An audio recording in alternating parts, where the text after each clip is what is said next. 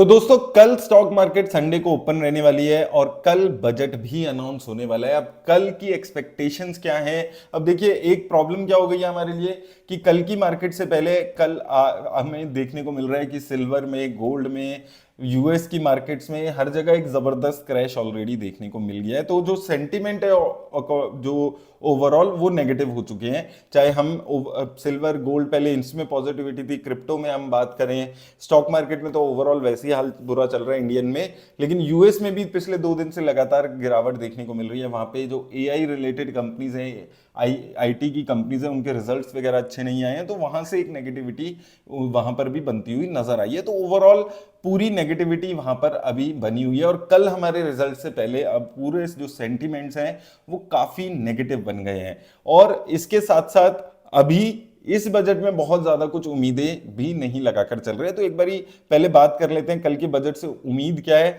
तो देखिए ओवरऑल उम्मीद है कि कैपेक्स जो है वो 13% बढ़ेगा। लेकिन अभी दिक्कत क्या है कि जो कैपेक्स है वो बहुत ज्यादा अभी आपको इंफ्रास्ट्रक्चर पे और सोलर पे, रेलवे पे, ये यहाँ जो 1-2 साल पहले नैरेटिव्स थे उस पे ऐसा कोई खास काम होते हुए अभी नजर नहीं आ रहा है, क्योंकि बहुत सारा पैसा तो हमारा फ्रीबीज में चला जाता है। फ्री की इलेक्ट्रिसिटी देनी है, पानी देना है, किसी को फ्री में सीधा बैंक अकाउंट में पैसे ट्रांसफर करने हैं इलेक्शन जीतने के लिए। तो मेजर जो हमारा पैसा है वो तो अब हमारा फ्रीबीज में जाने लगा है और ये बिग ट्रेंड बन गया है। जहां पर भी इलेक्शन होते हैं वहां पर ये बात होती है कि कितना फ्रीबी बांटा जाएगा ताकि लोग उस पर्टिकुलर पार्टी को वोट दें। तो अभी जो हमारे इंफ्रास्ट्रक्चर, इन सब चीजों में तो काम थोड़ा सा अभी कम हो गया है, वो अब नैरेटिव्स ज्यादा चल नहीं रहे हैं। उम्मीद यही है कि जो रेलवे सेक्टर है उसके लिए भी कुछ खास मॉडरेट ही चीजें रहने वाली है। बहुत ज्यादा उम्मीद कल के बजट के लिए नहीं है। तो सबसे पहले रियल एस्टेट में बात करें तो रियल एस्टेट में देखिए 1% जीएसटी बेनिफिट यहां पर मिल रहा है, जिसमें 65-75 लाख है। वहां पर आपको फायदा हो रहा है कि ये 45 लाख की अभी तक जो अफोर्डेबल हाउसिंग की लिमिट है उसको बढ़ा के 65 से 75 लाख किया जा सकता है, जिससे की वजह से थोड़ा सा और ज्यादा ये जो 1% जीएसटी का बेनिफिट मिल रहा है वो एक्सटेंड हो पाएगा, ये उम्मीद की जा रही है। और अंडर कंस्ट्रक्शन जो फ्लैट्स हैं उनके लिए भी ये लाया जाए। न्यू एयरपोर्ट्स कैपेसिटी एक्सपेंशन पे उम्मीद है, क्योंकि अब बहुत ज़्यादा एयरपोर्ट्स हमारे देखेंगे ओवर क्राउडेड है और वहाँ पे अभी एक्सपेंशन की ज़रूरत है। तो उम्मीद की जा रही है इस बजट से कि हमारा नए एयरपोर्ट्स और वहाँ से चीज़ें आएंगी, कैपेसिटी बढ़ेगी एग्जिस्टिंग और वहाँ पे काम होगा। लेकिन ज़्यादा काम हमारे को जो कंपनीज हैं, एविएशन कंपनीज हैं, उस पर भी करना चाहिए। जैसे हमने इंडिगो के टाइम पे देखा था, एक बुरा हाल हुआ था लोगों का और उसका कोई कॉम्पनसेशन कुछ भी लोगों को नहीं मिली और आज कोई बात भी नहीं करता कितना ट्रबल लोगों को हुआ था। तो उस चीज पे हमें काम ज्यादा करना चाहिए कि कैसे हम और एयरलाइन कंपनीज इंट्रोड्यूस कर पाए, ताकि मोनोपोली 60-70% मार्केट शेयर सिर्फ इंडिगो के पास है।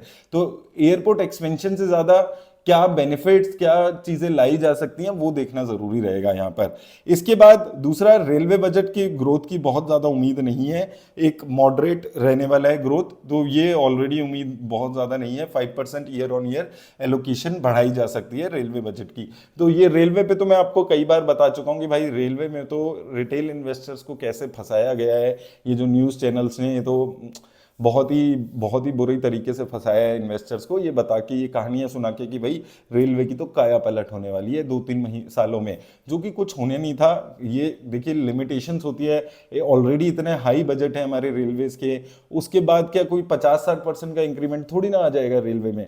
5-7-10% का इंक्रीमेंट भी होता है तो वो एक मॉडरेट अच्छा इंक्रीमेंट माना जाता है और वही चीज हो रही है। लेकिन रेलवे की एक अलग कहानी, एक स्टोरी सुनाकर, नरेशन सुनाकर इन्वेस्टर्स को फंसाया गया और रेलवे से भी बहुत ज्यादा उम्मीद नहीं है कि कुछ खास नंबर्स यहां पर आएंगे।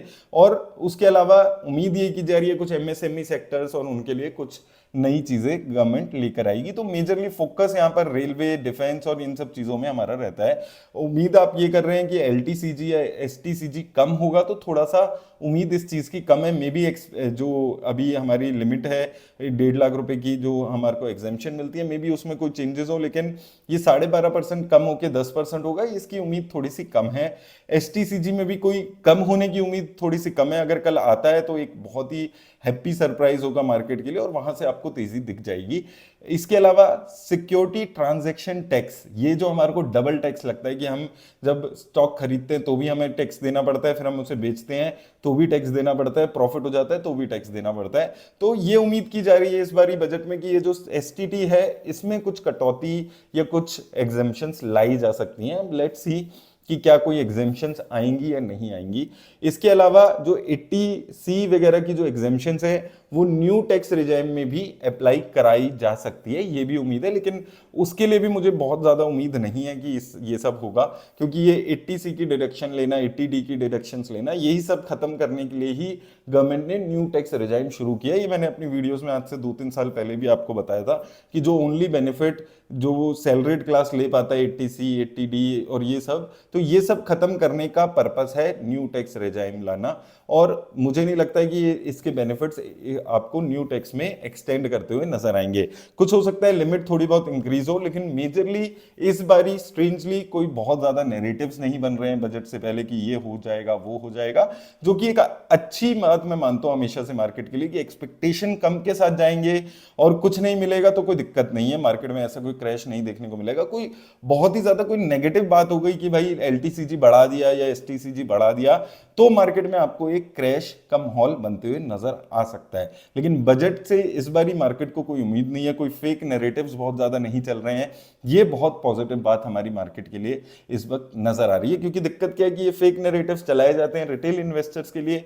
रिटेल इन्वेस्टर्स के पास अब पैसा ही नहीं बचा है किसी नैरेटिव में पैसा लगाने के लिए, तो इसलिए अभी थोड़ी सी मार्केट में शांति है, बहुत ज्यादा कोई पर्टिकुलर स्टॉक्स को बढ़ाने की कोशिश नहीं हो रही है। तो ओवरऑल अगर हम देखें तो कल मार्केट में बहुत ही एक न्यूट्रल डे रहेगा अनटिल एंड अनलेस कोई हमारा एलटीसीजी में बढ़ोतरी हो गई या कोई ऐसा कुछ नेगेटिव कोई चीज गवर्नमेंट ने कर दी, और कर भी सकते हैं क्योंकि अभी इलेक्शन को 2-3 साल है, तो जनरली देखा जाता है कि शुरू के 1-2 साल लोगों को से थोड़ा सा लिया जाता है, एंड में 2028-29 के टाइम पे 50,000 लाख रुपए का एक एडिशनल बेनिफिट दे देंगे तो लोग काफी खुश हो जाते हैं। तो मे बी कुछ भी हो सकता है, लेट्स सी कल एक्सपेक्टेशन के हिसाब से बजट कैसा आता है। लेकिन आपको थोड़ा सा ये चीज समझ के चलिएगा, मार्केट में चाहे कल गिरावट आती है या उछाल आता है, दोनों ही तरीकों से परसों स्टेबिलिटी आपको देखने को मिलेगी। सिर्फ वो नी जर्क रिएक्शन हमेशा से बजट डे पे आता है, या तो गिर जाती है 3-4%, कभी कभी 1-2 बार ये भी देखा है, या 1-2% ऊपर चली जाती है। लेकिन एनीवेज ये जो बजट से रिलेटेड जो हमारी मार्केट में रिएक्शन आता है वो बहुत ज्यादा लंबा सस्टेन नहीं करता है, 2-4 दिन के बाद वो स्टेबिलिटी आ जाती है। तो बहुत ज्यादा इंपैक्ट मार्केट में बजट से रिलेटेड नहीं देखने को मिलता है। इवन जब हमने फर्स्ट टाइम जो हमारे टैक्स भी हमने जब इंट्रोड्यूस किया था अभी तक 2018-19 के आसपास, तब भी बहुत ज्यादा रिएक्शन फर्स्ट डे पे आपको देखने को मिला था, लेकिन उसके बाद बहुत ऐसे लॉन्गर टर्म के लिए वो रिएक्शंस नहीं चले थे। होपफुली कुछ पॉजिटिव आ जाए जो मार्केट लॉन्गर टर्म के लिए इसको कर पाए कि एलटीसीजी में कुछ डिस्काउंट आ जाए या जो एसटीटी है वो खत्म कर दें, तो उस टाइप की अगर कुछ होता है तो एक बिग पॉजिटिव मार्केट के लिए हो सकता है। लेट्स सी क्या होता है कल, जो भी होगा हम लोग डिस्कस करेंगे। बजट डे पे बड़ा दिन रहने वाला है मार्केट के लिए। स्टॉक स्पेसिफिक, सेक्टर स्पेसिफिक चीजें ज्यादा मूव होने वाली हैं। किसी अगर पर्टिकुलर सेक्टर को बेनिफिट दे दिया या किसी पर्टिकुलर सेक्टर से बेनिफिट ले लिए तो वहां पर एक क्रैश जनरली देखा जाता है। तो वो सब चीजें कल रहने वाली है। कल काफी इंटरेस्टिंग दिन रहने वाला है, काफी एक्साइटिंग दिन रहने वाला है। लेट्स से क्या होता है। मेरी तरफ से अभी इतना ही। धन्यवाद दोस्तों।